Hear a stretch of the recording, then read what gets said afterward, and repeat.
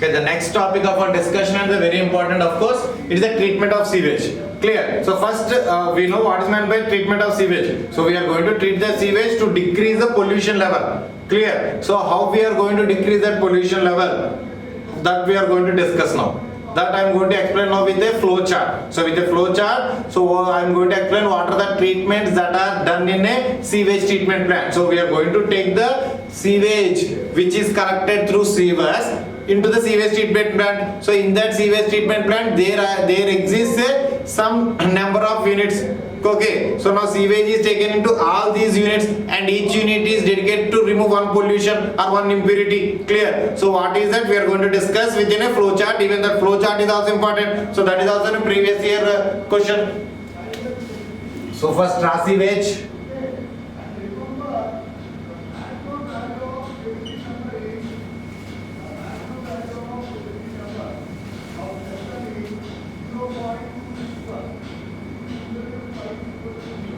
Raw sewage. So we are going to take the raw sewage into the sewage treatment plant. So the first treatment that is given to this raw sewage is screening. But before carrying out the screening, we are going to do some treatment on, or we are going to do something to this sewage. What is that? Let us see.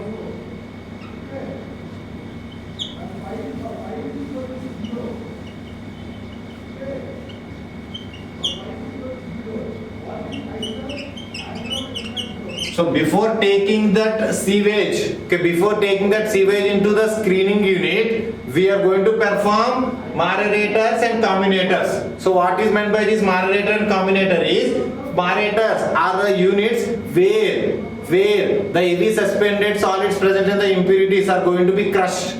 Clear? So by using these moderators, we are going to crush or grind. Okay, we are going to crush or break down. Okay, we are going to crush or break down the heavy suspended impurities or floating bodies present in the sewage. Obviously, we know that the suspended solids and the impurities present in the sewage is very much more than impurities or suspended solids present in raw water. So based on that, before taking the sewage to the screens, we have to perform these two. It means first is crushing or breaking down the heavy suspended impurities and floating bodies, and next is mixing that or grinding it or evenly distributing it. After that, we are taking that sewage to the wastewater to the screens. So this is the first treatment, moderator. So once I repeat, moderators are the units where heavy suspended solids or floating bodies are going to be crushed or break down, and then here we are going to grind it or mix it in the sewage. After that, we are going to take it to the screen. So we know the mechanism of screen, how it is going to remove the heavy suspended impurities and what are the design parameters. So whatever we have discussed in the raw water, the same here also going to apply or we are going to use. So I am not going to repeat again about the screen.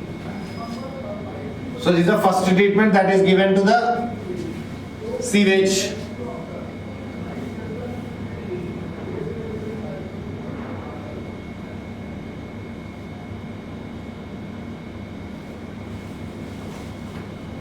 So after this, we are going to take the sewage to the grit chamber.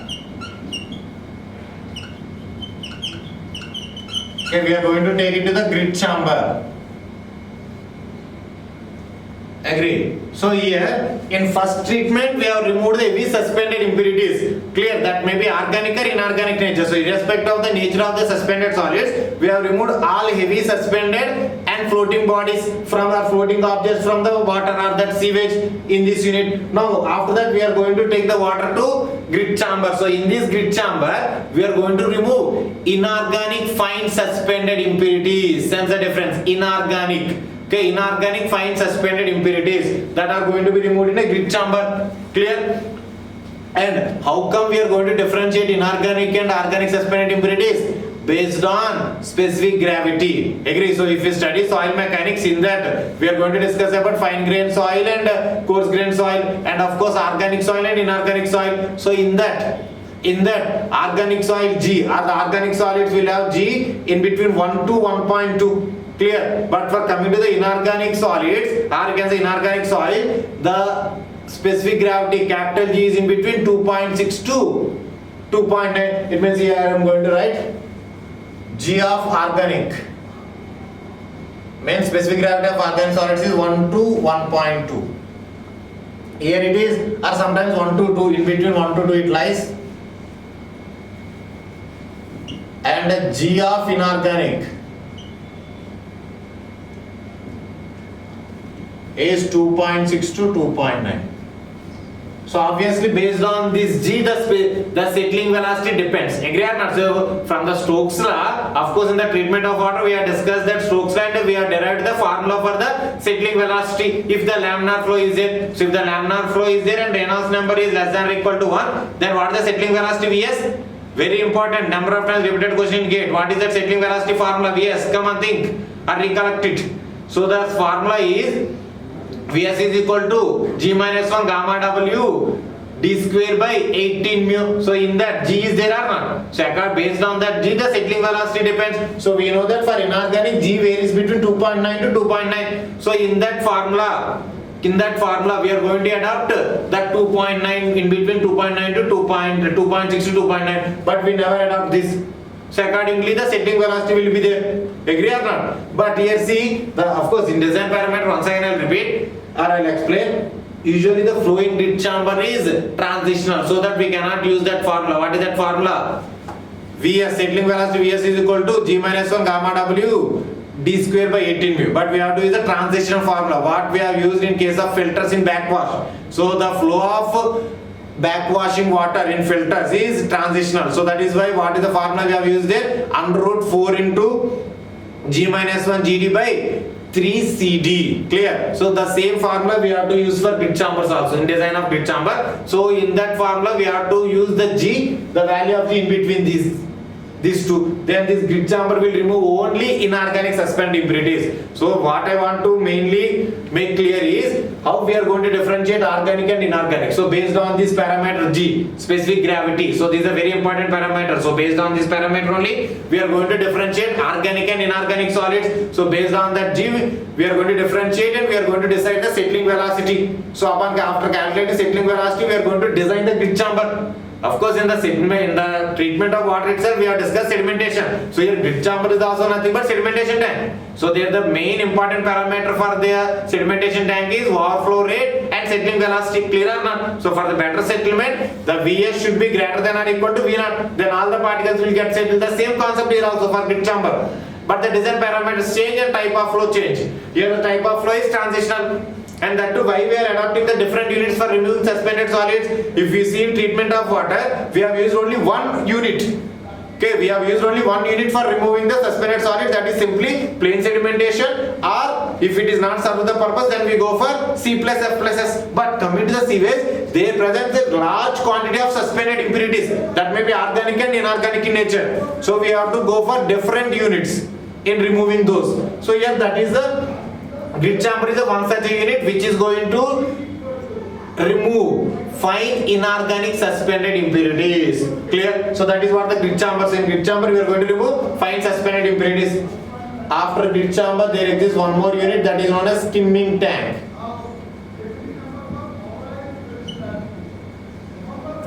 So these skimming tanks removes oil and grease from the sewage.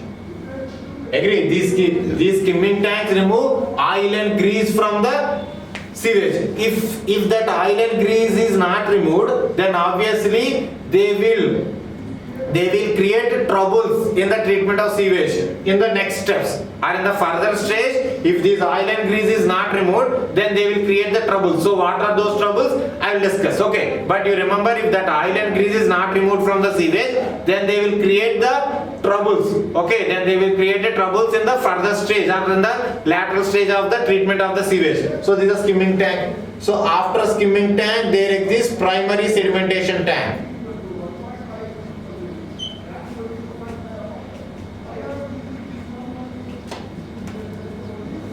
Primary sedimentation tank. So we call it as PST. Simply we represent it as PST. So in this primary sedimentation tank, we are going to remove fine organic suspended impurities. So in grid chamber we have removed fine inorganic suspended impurities. In primary sedimentation tank, in PST, we are going to remove fine organic impurities. Clear? So in between this skimming tank and primary sedimentation tank, we are going to provide one unit that is known as flow equalization chamber. So we are going to provide the unit that is known as flow equalization chamber.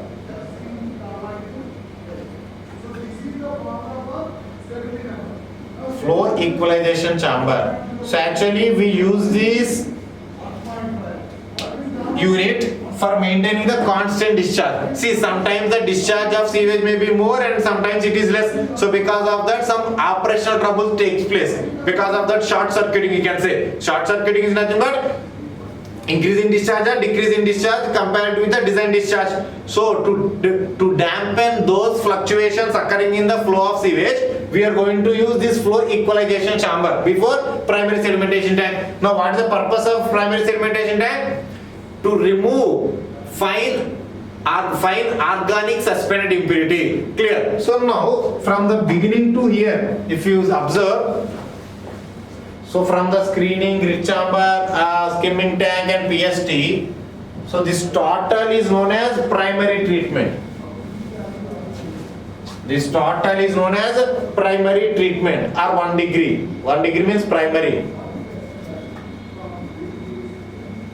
Primary treatment.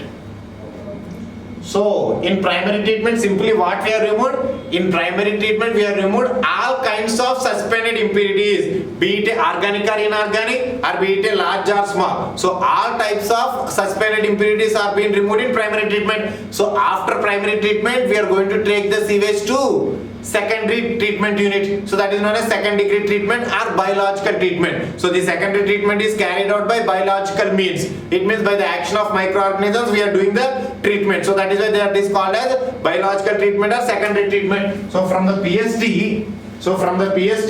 we are going to take the water to the second degree treatment. Secondary treatment. So secondary treatment or biological treatment.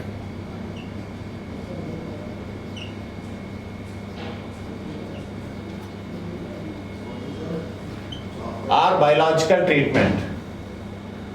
So as I said, here we are going to treat the sewage by the action of microorganisms.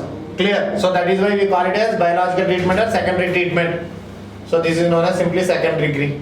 Clear? Second degree treatment. So now here what we are going to remove? Here we are going to remove dissolved organic solids. Okay, here we are going to remove dissolved organic solids and dissolved organic matter from the sewage by the action of microorganisms. Clear? So in this place we can adopt, we are having so many units like activated sludge process, trickling filter, oxidation pond, upflow anaerobic sludge blanket reactors. So we are having number of units. Out of all the units we can adopt any one. But most usually we go for using activated sludge process, trickling filter. But nowadays we are using upflow anaerobic sludge blanket reactors also. That is a recent advancement in this second degree treatment. So we can use any of those for carrying out this. But what is the main purpose of second degree treatment? So the main purpose of second degree treatment is to remove dissolved organic matter by the action of microorganisms. So that is what the second degree treatment. After second degree treatment, we are going to take the water to the secondary sedimentation tank. Secondary sedimentation tank. Secondary sedimentation tank. SST, we represent with SST. So obviously what is the main purpose of sedimentation tank? To remove suspended impurities. So in this also we are going to get biomass. See, after decomposing the organic matter we are going to get end product as a biomass. So to remove that biomass and the whatever the suspended solids that are present after this secondary treatment, so all those are being settled by this secondary settled in this secondary sedimentation tank or SST. So after that this is effluent. So actually if you see this is a raw sewage, this is known as influent. So which is coming into our treatment plant. So after this SST, secondary sedimentation tank, we call it as effluent. It means treated sewage which is going out of our treatment plant. But just discharging or disposing the sewage from the secondary treatment plant or secondary sedimentation tank SST will not serve our or will not complete our treatment. So we are going to tell that treatment is complete if and only if the sludges that are applied from this PSD and SST are also treated. It means, of course, water may be treated, means sewage is treated, but the working of this sewage treatment plant is not yet done. So what to do? We have to collect the sludge from this, okay, secondary sedimentation tank. Okay, sludge from the secondary sedimentation tank is called as biological sludge or secondary sludge. Okay, sludge from the secondary sedimentation tank is called as secondary sludge or biological sludge.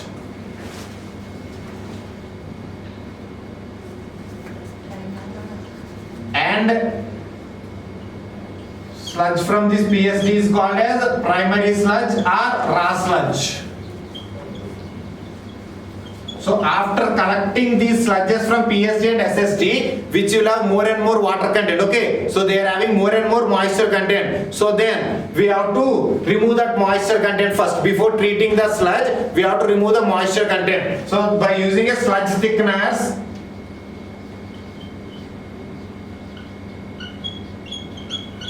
okay, by using a sludge thickeners means this is also one of the treatment unit. So by using this unit, we are going to remove the moisture content of the sludge. The reason, so far that suspended solids or that sludge is present in sewage, it means which is in water. So obviously it will have more and more moisture content or water content. Based on that, so treatment of these sludge without removing moisture content is little difficult. So based on that, we have to remove it. So we are going to remove that moisture content by using a sludge thickeners. Okay, means we are going to make the sludge thick.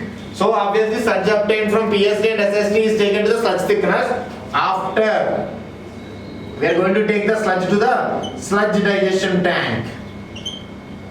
Okay, sludge digestion. So once if this sludge digestion is done, then the function or the duty of the sewage treatment plant is done. Okay, completed. But simply disposing or discharging the sewage effluents from the sewage treatment plant will not serve the function or will not achieve the function of sewage treatment plant. But when the sewage treatment plant function is going to achieve, if the sludge is also treated, then only it is going to be achieved. So after sludge digestion, we are going to get end products as, we are going to get three end products. One is digested sludge, so which we take to into the drying beds for it drying. So digested sludge.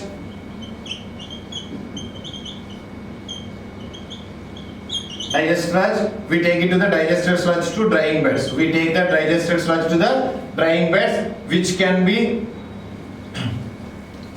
used as manure. Okay, which can be used as manure or compost. Okay, digested sludge. And then one more product or end product of the sludge digestion is evolving of the gases.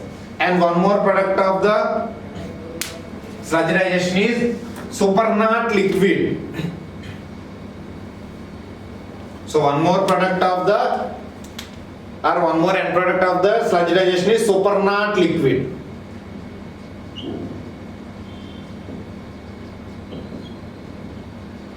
Supernatant liquid, which will have the BOD amount around 3000 mg per liter. See, very more. So based on this, as it contains, the supernatant liquid contain more and more BOD. That is the reason it is again taken to the primary sedimentation tank. It has to be retreated. Clear? So if you observe, the end products of sludge digestion is gaseous and digested sludge, and then supernatant liquid. So out of these three, these two are disposed. So gases, if they are having calorific value, we are going to utilize its energy, or else we are simply evolving it to the, or releasing it to the atmosphere. And then digested sludge, so after drying we are going to use it as a manure or fertilizer. And then the supernatant liquid, it is having more and more BOD, means more and more pollution is there, it is very dangerous, so it has to be treated along with the raw sewage. That is the reason we are again we are taking it to the primary sedimentation tank, supernatant liquid. So what is this again? See, so this is the outline or the flow chart. So here we are going to discuss briefly about each and every unit. So first you understand what is happening in the sewage treatment plant and what is the function of each unit, and later we are going to discuss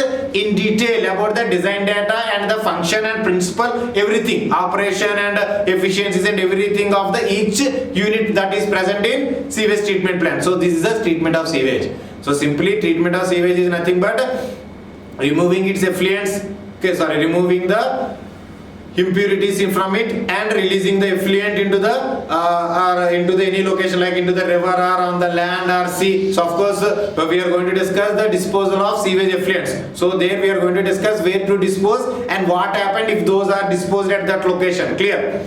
So that is what the one of the function, and after that whatever the impurities we have removed from the sewage, again we have to dispose even those impurities also safely. So not merely our function is not merely disposing safely sewage, but also the impurities whatever we have removed from the sewage, those impurities means mainly sludge. So those sludge also be disposed safely. Then only we are going to say that total treatment of sewage is done. Clear? So this is what the treatment of sewage and the flow chart. So take this flow chart clearly. So later we start with the discussion of each and every unit in detail. So first take it up.